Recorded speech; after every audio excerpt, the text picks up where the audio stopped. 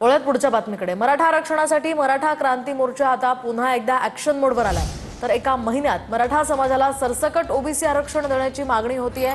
अन्यथा विखे पाटलांच्या लोणी गावात उपोषणाचाही इशारा देण्यात आलाय। मराठा क्रांती मोर्चाचे संजय लाखे पाटील, शिवानंद भानुसे यांनी हा इशारा दिलाय। मराठा आरक्षणासाठी 18 तारखेला गोलमेज परिषद सुद्धा भरवणार असल्याचं ते म्हणाले। आम्ही छत्रपती संभाजीनगर या ठिकाणी राणाजी मंगल कार्यालय हडको या ठिकाणी 18 सप्टेंबरला शिहावलोकन आरक्षण गोलमेज परिषद आयोजित करतो आहोत। निमंत्रिताची असेल, त्याच्यात मर्यादित लोक असतील, जे वकील असतील, जे कायदेतज्ञ असतील, जे अभ्यासक असतील आणि विविध संघटनाचे आजपर्यंत काम केलेले पदाधिकारी असतील आणि याचिकाकर्ते असतील, असे एकत्रित येऊन आम्ही त्या पद्धतीने चर्चा करणार आहोत आणि त्यातून समाजाला दिशा देण्याचं काम या गोलमेज परिषदेच्या माध्यमातून करण्याचा प्रयत्न आम्ही करतो आहोत।